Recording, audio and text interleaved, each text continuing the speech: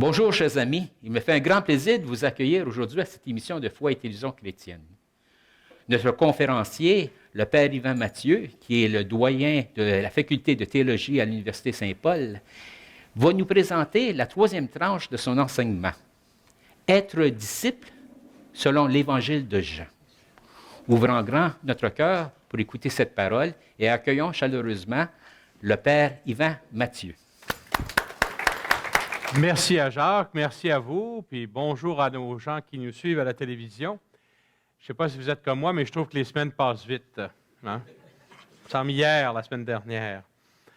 Et véritablement, hein, c'est important quand même si les semaines passent vite, de se rappeler où on était la semaine dernière.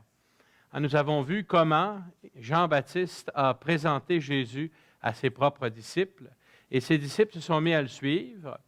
Et il y en avait deux dont on ne connaissait pas le nom au début. Et Jésus s'est retourné pour leur demander, « Que cherchez-vous? » Et ils ont répondu, « Rabbi, où demeures-tu? Venez et vous verrez. » Ils virent où il demeurait et ils restèrent avec lui ce jour-là. Il était 4 heures de l'après-midi. On s'est dit à ce moment-là que le lieu qu'ils ont vu, ce n'était pas vraiment un lieu physique, mais la demeure du cœur de Dieu. C'est là que Jésus demeure.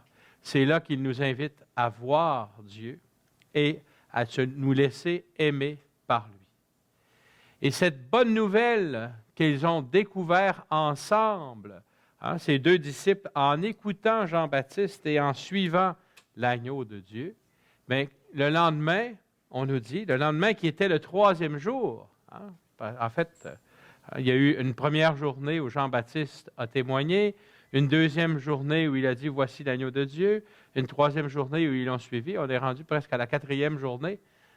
Jean, ou plutôt André, le frère de Simon-Pierre, il est tellement heureux de ce qu'il a découvert qu'il faut qu'il aille chercher d'abord son frère. D'abord parce que nous, on est les derniers à avoir été trouvés, hein, pour lui dire « On a trouvé le Messie ». Et on imagine les résistances de Pierre. Il l'amène à Jésus.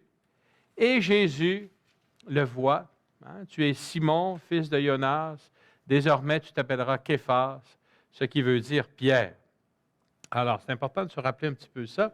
Et on avait été un petit peu plus loin, mais j'aimerais qu'on reprenne ce sur quoi on avait été trop vite la semaine dernière, c'est-à-dire la fin du chapitre 1 de l'Évangile de Jean.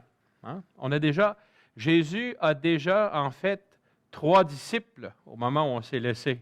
Hein, il y a André, le frère de Simon-Pierre, et l'autre disciple qui était avec lui, qu'on n'a pas nommé.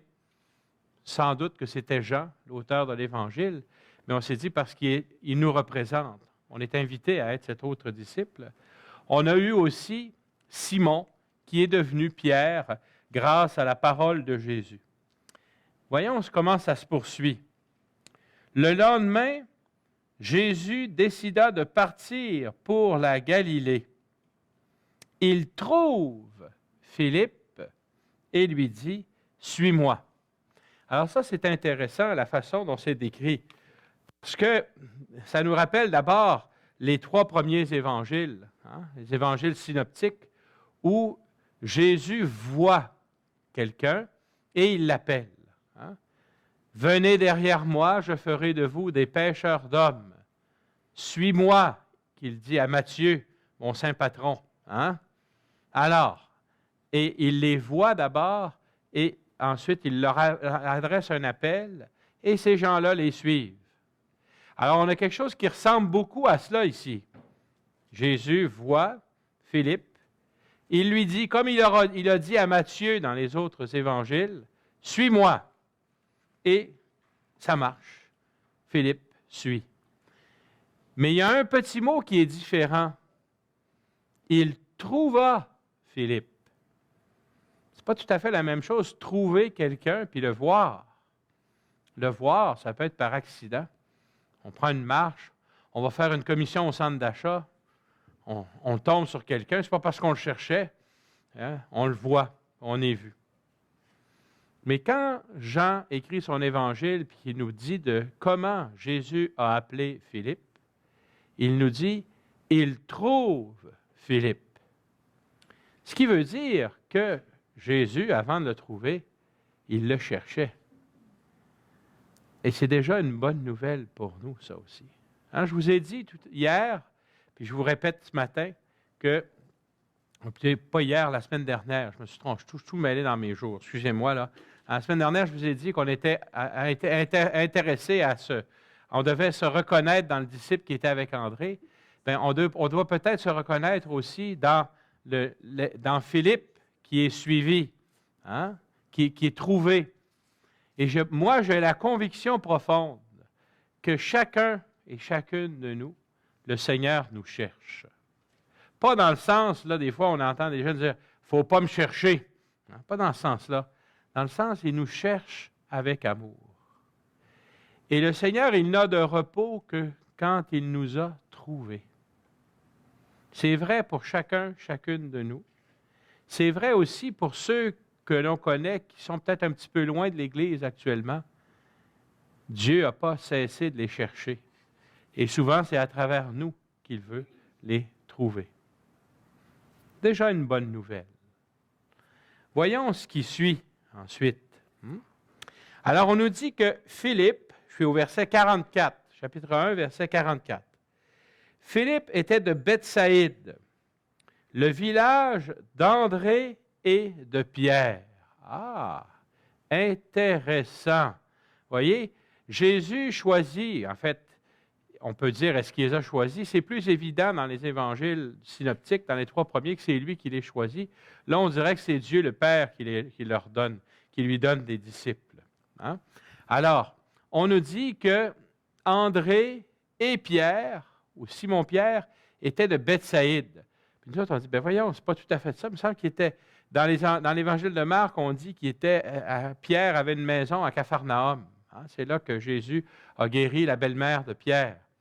Bien, écoutez, Bethsaïde, c'est un petit peu plus au nord, dans les collines, là, pas loin du lac de Galilée. Puis comme le métier de Pierre et d'André, c'était quoi? Hein, c'était des pêcheurs. C'est pas impossible qu'ils étaient nés à Bethsaïde et qu'ils sont venus s'installer à Capharnaüm. C'est plus pratique pour éviter le trafic le long de la voie de l'autoroute le matin, là, d'arriver directement sur le bord du lac. Hein? Bon. Alors, mais c'est des gens qui sont du même patelin. Et c'est des gens qui cherchent Dieu. S'ils n'avaient pas cherché Dieu, ils n'auraient pas été disciples de Jean-Baptiste. En tout cas, on a au moins un qui était disciple de Jean-Baptiste, c'était André. Puis il connaissait assez son frère pour lui savoir que son frère était en recherche, et il est allé le chercher. Et moi, je suis pas mal convaincu, il faut lire un peu entre les lignes, là, mais c'est une de mes questions quand je vais arriver devant Saint-Pierre au ciel. C'est la 12 000e question, je pense, je suis rendu là. Hein? Moi, j'ai l'impression que André et Pierre ont dû dire « Hey Seigneur, on commence à être une belle gang, on est 3 là, avec toi. » Mais on a un chum qui vient de Bethsaïde aussi, là, il s'appelle Philippe. Là. C'est un gars extraordinaire. Ça vaudrait la peine qu'il fasse partie de notre gang. Puis lui aussi est en recherche. Ça, c'est l'Évangile. Je suis rempli des trous, là. Mais je m'imagine des choses. Hein? Mais peut-être que nous autres aussi, on a des gens à présenter au Seigneur, comme ça, des Philippe. Et ce qui est intéressant, vous voyez, c'est que notre ami Simon et André, c'est des noms juifs. Mais Philippe, c'est un nom grec. Ce qui veut dire qu'il y avait une certaine ouverture. Je suis sûr que Philippe était un juif, mais il avait reçu un nom grec. Il y avait donc déjà, dans ces gens-là, une certaine ouverture. Ils étaient des Juifs, mais ils n'avaient pas peur de parler à des non-Juifs, et même des fois de recevoir un nom qui n'était pas un nom juif. Hein? Bon. Alors, c'est juste des petites parenthèses.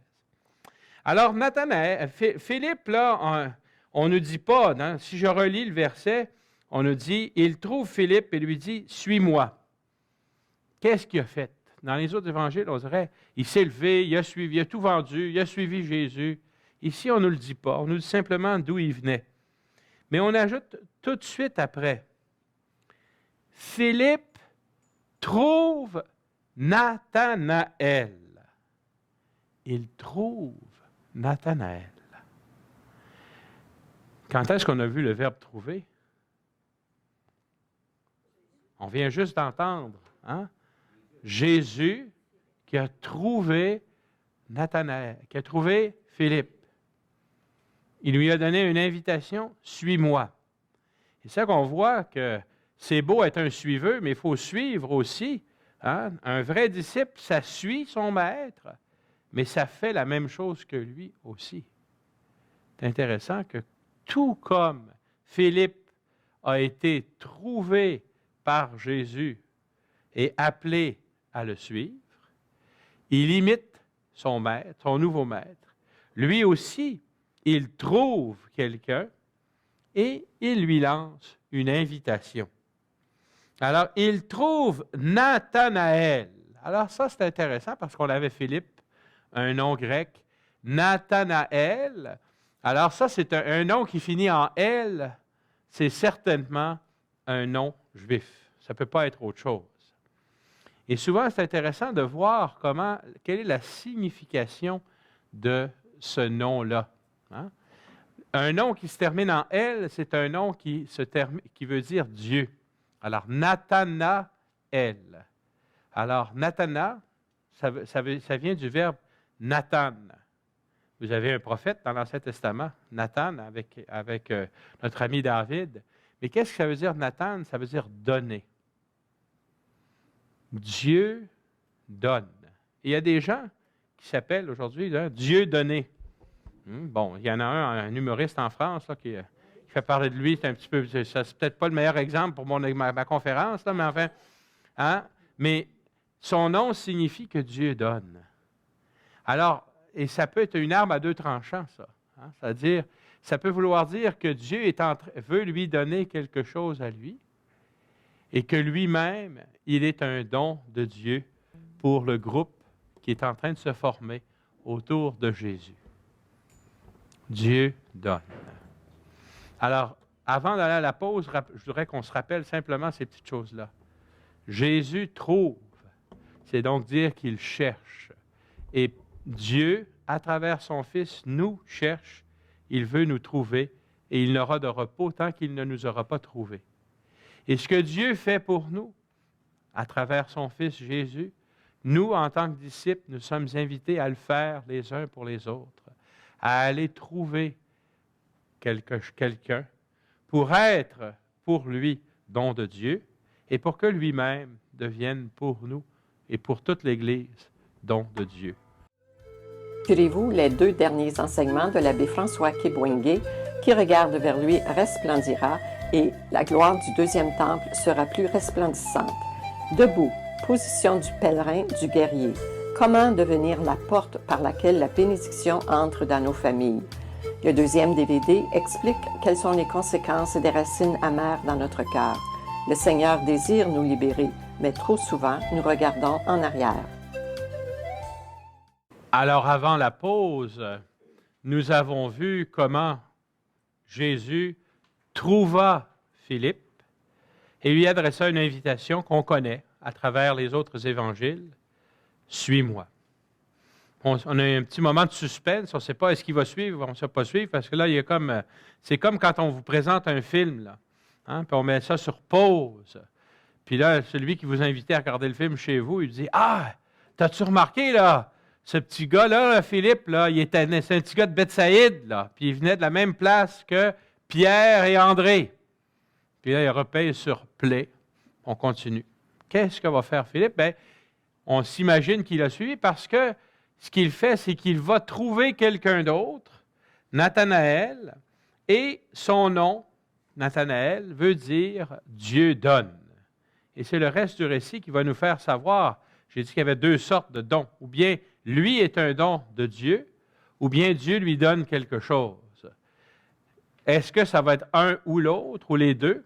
Bien, lisons le reste du récit. Hein? On est au verset 45. Philippe trouve Nathanaël et lui dit, « Celui dont il est écrit dans la loi de Moïse et chez les prophètes, nous l'avons trouvé. C'est Jésus, fils de Joseph de Nazareth. »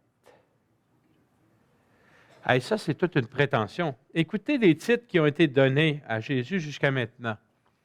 Il y a d'abord Jean-Baptiste qui a dit que c'était l'agneau de Dieu. La semaine dernière, ou il y a 2 semaines, je ne me souviens pas, je vous ai expliqué que l'agneau, c'était l'agneau pascal, celui qui allait conduire Israël dans la fin des temps. Hein? Ensuite, les disciples demandent à Jésus, au moment où ils disent « Où demeures-tu » Les futurs disciples, ils l'appellent « Rabbi, mon grand maître. Hein? » Et une fois qu'André a trouvé son frère, il lui dit « Nous avons trouvé le Messie, le fils de David. » Il ne dit pas le fils de David, mais le Messie, c'est celui qui a reçu l'onction de Dieu. Et là, Philippe lui dit, lui, c'est encore plus fort, là. Celui dont il est écrit dans la loi de Moïse et chez les prophètes. Ça veut dire, tout ce que promet l'Ancien Testament, là, ça se réalise en cette personne-là. La loi de Moïse, c'est ce qu'on appelle le Pentateuque, hein, les 5 premiers livres de la Bible, qu'on croit, les Juifs croyaient à l'époque, avaient été écrits par Moïse. Je n'entrerai pas là-dedans, ça serait trop long, mais en fait, les prophètes, nous, on pense aux grands prophètes, Isaïe, Jérémie, etc.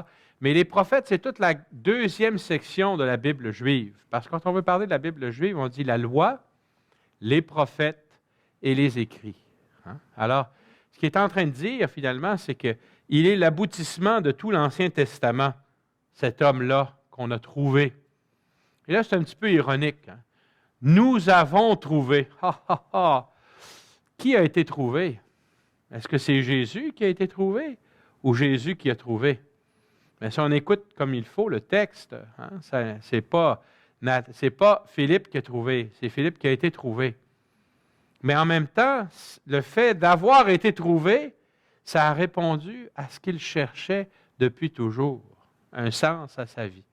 Et si vous me permettez, moi j'aimerais faire un petit saut, hein, un petit peu plus avant dans l'Évangile de Jean, où Jésus va dire à ses disciples, il va dire, « Ce n'est pas vous qui m'avez choisi, c'est moi qui vous ai choisi pour que vous partiez, que vous portiez du fruit, et que votre fruit demeure.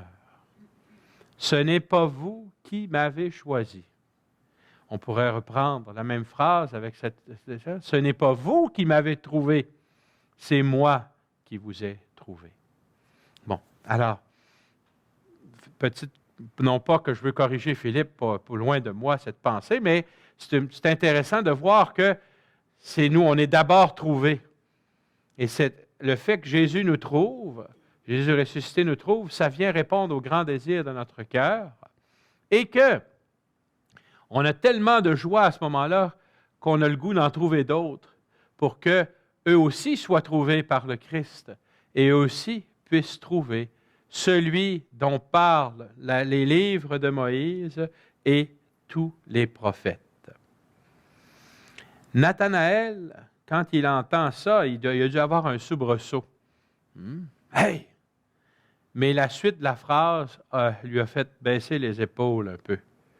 C'est Jésus, ça veut dire, c'est correct, Jésus. Hein? Savez-vous que le nom de Jésus est Hoshua, ça veut dire le salut, celui qui sauve. Beau nom pour un sauveur, Jésus, ça va bien. Hein? Mais là, le fils de Joseph de Nazareth. Hey! Écoutez la réponse de Nathanaël. De Nazareth, peut-il sortir quelque chose de bon? Bon. Là, on peut accuser Nathanaël d'être un peu snob. Hein? Je ne sais pas si vous connaissez l'histoire des 2 chiens de... Moi, je viens de Québec, hein? Puis il y avait une fête de Saint-Jean-Baptiste, il y avait 2 chiens qui se sont rencontrés. À Québec, il y a la Haute-Ville puis la Basse-Ville. Alors, c'est 2 chiens qui se rencontrent, Haute-Ville, Basse-Ville, le soir de Saint-Jean-Baptiste sur les plaines d'Abraham, au feu d'artifice. Puis le chien de la Basse-Ville, il dit à l'autre chien, « Mais tu viens d'où, toi? » « Ben, tu es un chien de la Basse-Ville. » Il dit, « Comment tu t'appelles? » Il dit, « Je m'appelle Fido. » Elle dit, « Moi aussi, je m'appelle Fido. Comment ça se fait qu'on n'a pas de différence entre nous? » Mais là, le chien de la Haute-Ville, il pense, il dit, « Comment tu épelles ça, Fido? » Il dit, « Fidéo. » Ah! Il dit, « Moi, ça s'appelle P-H-Y-D-E-A-U-L-T. » Hein? Bien meilleur quand on vient de la Haute-Ville que de la Basse-Ville. Bon. On pourrait penser qu'il y a un petit peu de snobisme ici. Moi, Bethsaïde, en fait, il faut faire attention. Philippe parle des Écritures, et si on fait une recherche dans l'Ancien Testament et qu'on cherche le nom Nazareth, on va trouver rien. Jamais dans l'Ancien Testament, la ville de Nazareth est mentionnée. Alors, ce n'est pas une question de snobisme ici. Ce n'est pas le chien de la Haute-Ville qui dit au chien de la Basse-Ville, hein, la Basse-Ville, que peut-il ça? Non. C'est un homme qui connaît son Ancien Testament, puis il dit, ça ne se peut pas. Dieu nous l'aurait dit si le Messie devait venir de Nazareth. Il ne nous l'a pas dit. Écoutez la réponse de notre ami Philippe. Hein? Viens et vois. Ça ne fait pas écho à ce qu'on a entendu la semaine dernière, ça? Rabbi, ce qui veut dire maître, où demeures-tu?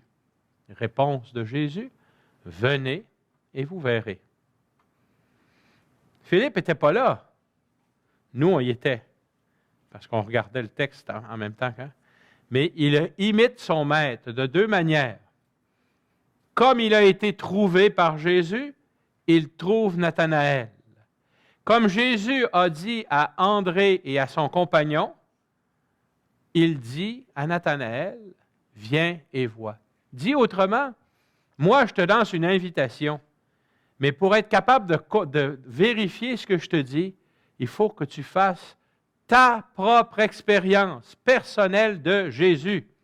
Il faut que tu le rencontres, non pas comme quelqu'un du passé, non pas seulement comme celui que moi je te présente, mais que tu fasses l'expérience qu'il est celui qui nous sauve.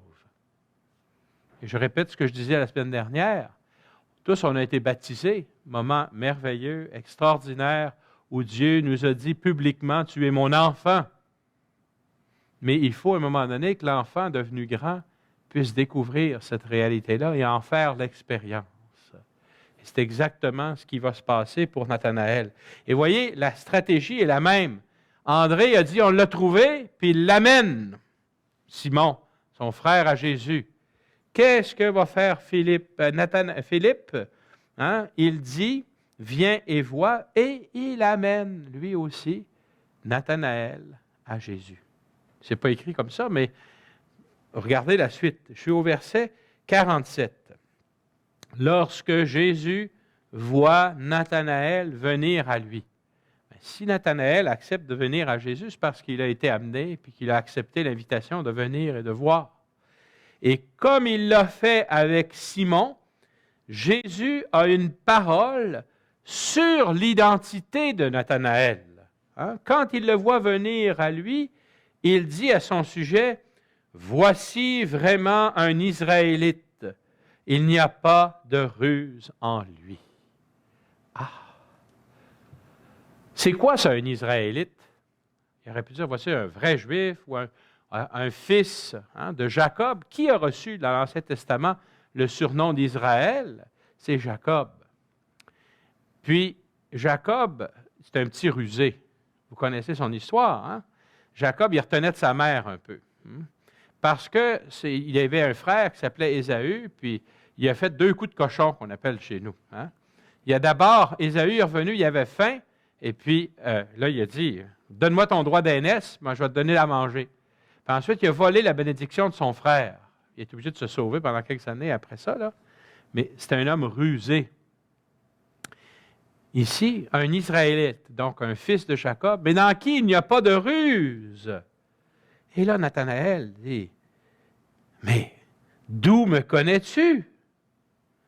Jésus lui répond, avant que Philippe t'appelle, quand tu étais sous le figuier, je t'ai vu. Et là, chaque mot est important. Alors, Philippe a appelé, comme Jésus appelle.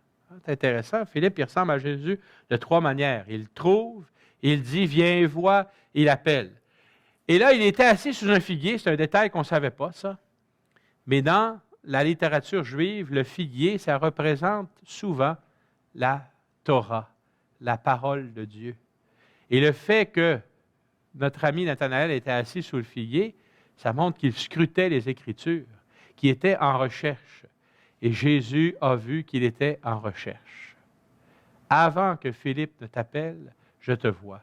Ça veut dire que quand nous, on prend la peine d'appeler des disciples, là, rappelons-nous que déjà, Jésus les a vus, que Jésus déjà a préparé leur cœur. Et quand Jésus leur dit ça, quand il les rencontre, écoutez la réaction de Nathanaël. « Rabbi, c'est toi le Fils de Dieu, c'est toi le roi d'Israël. »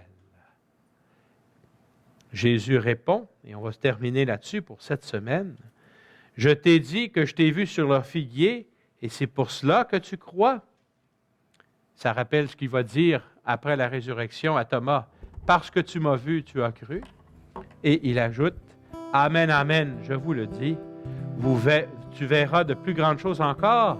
Vous verrez le ciel ouvert et les anges de Dieu monter et descendre au-dessus du Fils de l'homme. » C'est extraordinaire. C'est ce à quoi on est appelé, voir les merveilles de Dieu, laisser le Seigneur nous révéler le sens profond de notre recherche, puis avoir le goût d'aller en chercher d'autres pour en faire « Venez avec nous à la suite du Christ ». Que le ciel s'ouvre tout au long de cette semaine et on se reverra la semaine prochaine pour continuer d'apprendre de l'Évangile de Jean comment être disciple du Christ. Habité par un tiraillement et une grande insécurité suite à des blessures d'enfance très profondes, Père Stéphane est maintenant bien dans sa peau. Ordonné prêtre en 2008, Père Stéphane travaille dans le diocèse de Montréal. Il exerce maintenant son ministère pastoral comme aumônier de la prison de Bordeaux. Un témoignage qui donne espérance aux poquets d'aujourd'hui. Cette émission a été rendue possible grâce aux partenaires et amis de Foi et Télévision chrétienne. Mais nous avons aussi besoin de vous. C'est pourquoi nous vous demandons de faire parvenir votre don à Foi et Télévision chrétienne à l'adresse indiquée à l'écran.